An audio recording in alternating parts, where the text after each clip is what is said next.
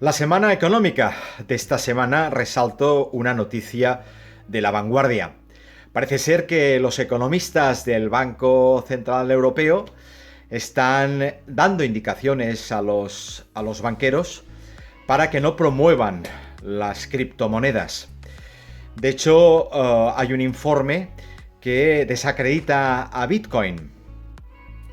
Y claro, ha habido una gran quiebra, ¿no?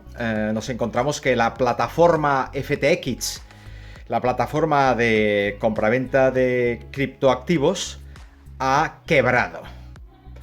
Y a partir de aquí, pues todo el mundo se ha revuelto y de alguna manera han saltado las alarmas. Pero aquí hay movimientos de contrapeso hacia un lado y hacia otro lado.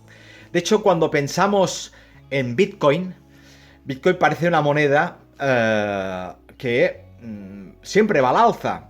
Ha tenido sus depresiones, evidentemente, pero a día de hoy, 2 de diciembre, cotiza más de 16.000 euros. Cuando pensamos en Bitcoin, pensamos también en Satoshi Nakamoto, ¿no? Ese seudónimo de quien creó esta criptomoneda, ¿no?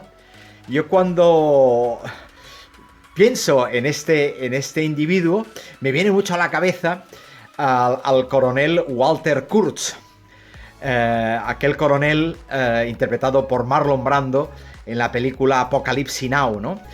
Aquel coronel que está en una cueva muy escondida, que tiene un aire místico y que de alguna manera se esconde de las fuerzas vietnamitas para que éstas no acaben con los soldados de su equipo, ¿no? Y es que Marlon Brando hace una interpretación, yo diría, muy breve, pero muy genial, porque realmente da esa imagen, ¿no? De misterio, de misticismo, ¿no? Un poco como Nakamoto, ¿no? Este creador de la criptomoneda Bitcoin, ¿no?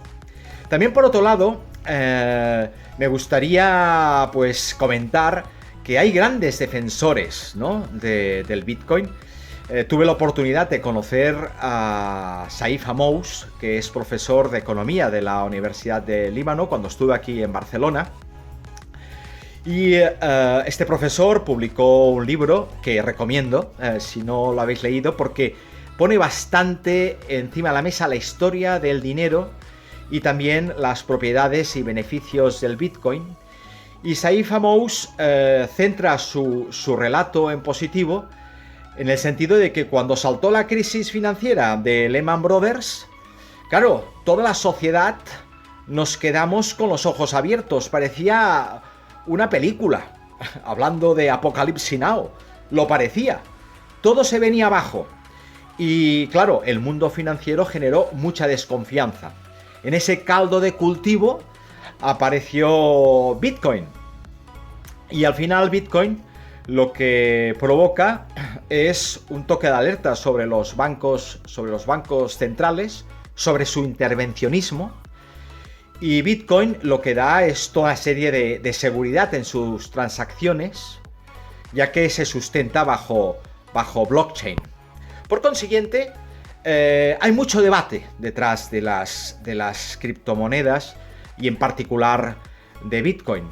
En negativo, cabe subrayar también que han surgido los oportunistas de siempre, aquellos que ahora pues se dedican a intentar colocar criptoactivos a los más jóvenes, ¿no? Y los más jóvenes se quedan iluminados, prendidos ante una moneda o monedas que suben, bajan, pero parece ser que al final acabas ganando dinero, ¿no? Y mucho cuidado, porque el oportunismo no es bueno, hay mucha especulación y como decía mi abuelo, porque hemos de tener presente que los conocimientos ancestrales son los que más quedan. Y mi abuelo decía, oye Víctor, mira, como que no, que duros a 4 pesetas no existan. Y me da la impresión que en muchos casos de criptoactivos estamos dentro del marco del duro a 4 pesetas. Muchas gracias.